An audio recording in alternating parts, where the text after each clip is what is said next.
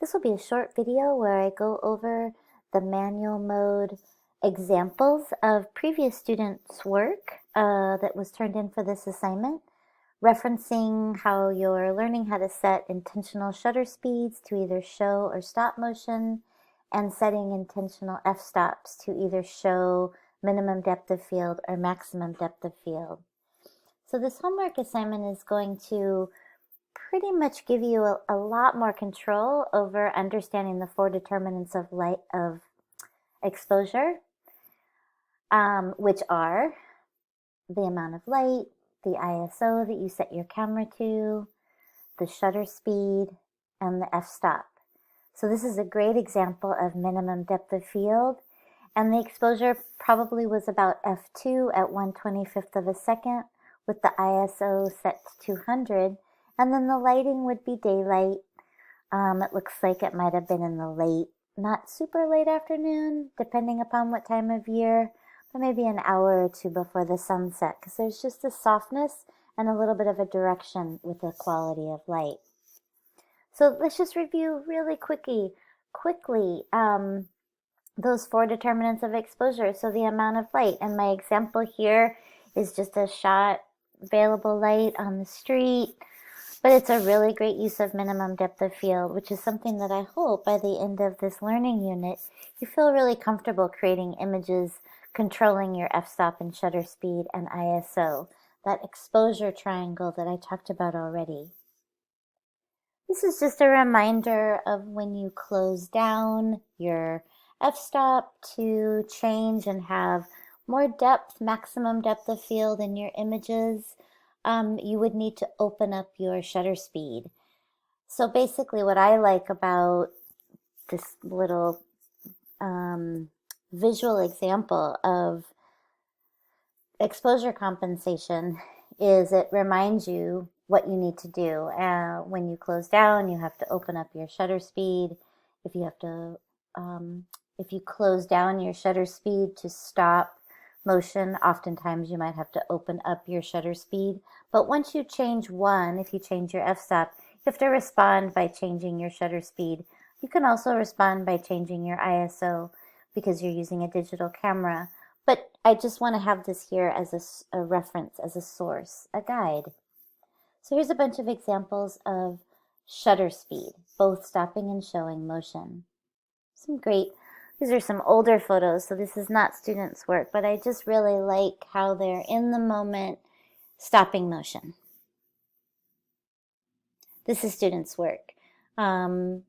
So we've got an exposure of about f16 at maybe 3 minutes, and the student is just continually rolling the dice over and over. And the reason why some of the dice are more faint is because of how long they may have sat there. That's why it's such a long exposure. So you can play around with your exposure times, but you would need a tripod and a cable release and use your bulb shutter setting. And if you have any questions, let me know. Or you can always find really cool tutorials about how to have more control over your camera settings.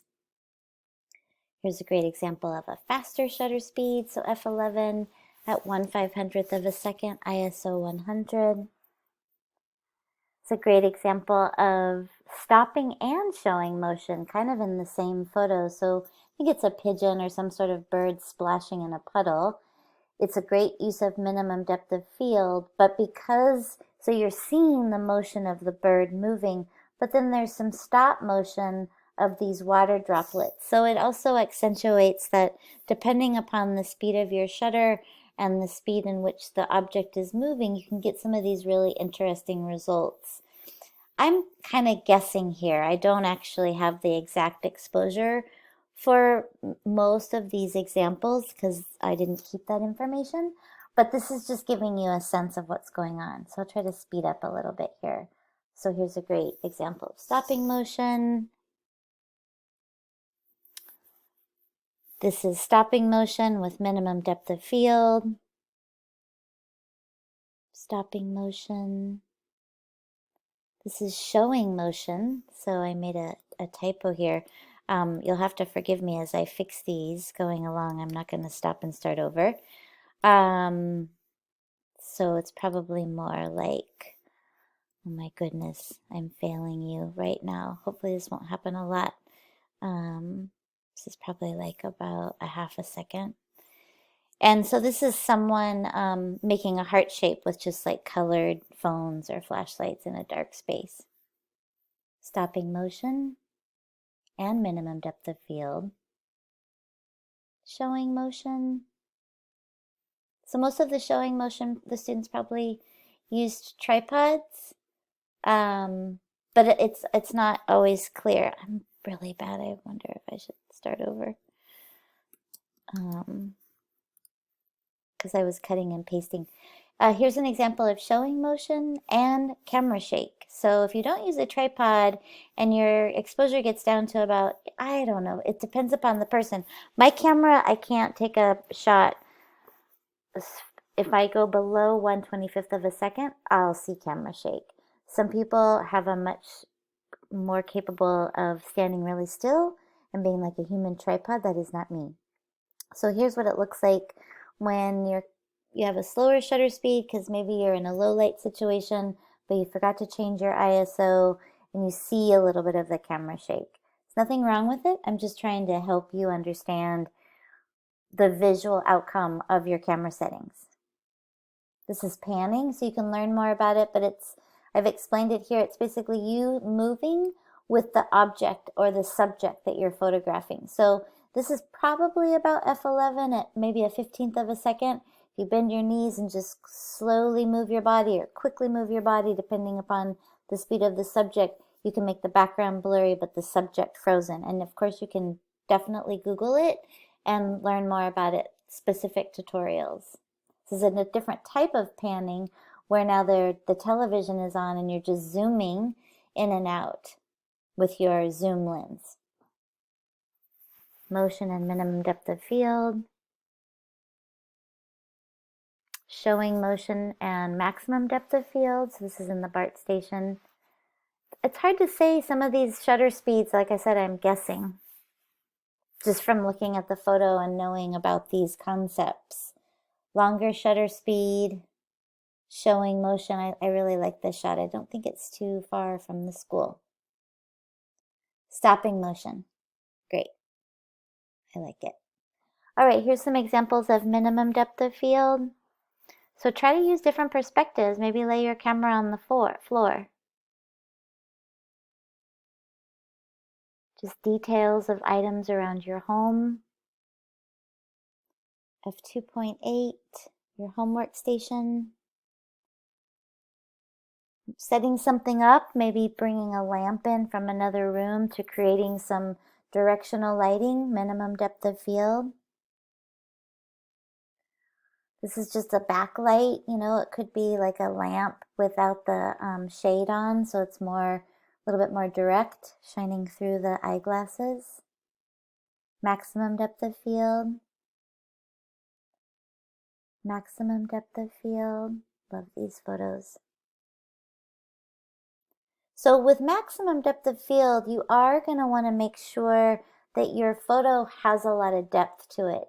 You can't just point your camera straight up at the sky and get maximum depth of field. You actually have to have something in the foreground, middle ground, and background so I can see and your classmates can see how everything is in focus because you're using this more closed down f-stop, which means you might have to increase your ISO if you don't have a tripod and you're trying to use a faster shutter speed. So that's the whole point of this assignment, is to really learn about the f-stop, shutter speed, and ISO combination to give you a lot of control over your images. So here's another example of maximum depth of field where you've got the bridge in the background, the lamp post closer to the foreground, and even something right in the sidewalk. So I can see the depth of field in this image. And this might have been f16 or f22, but a very small f-stop. This one, I can still see it. It's not as clear, but the concept is there. This is a great example of maximum depth of field. The water in the foreground, the bridge in the middle ground, and, kind of going back into marin and all that. Very sharp. But the sun has just set, so there's not as much light, but this photo has a brightness to it. So you might have to increase your ISO to get a photograph like this with these settings. So I hope this is really helpful. And always keep me posted with questions. Do the best you can to play around with these concepts of learning about how to create minimum depth of field with a really open stop, f-stop, closing down your f-stop to get maximum depth of field, using the exposure triangle to get the image quality that you want using manual mode. Thanks for listening.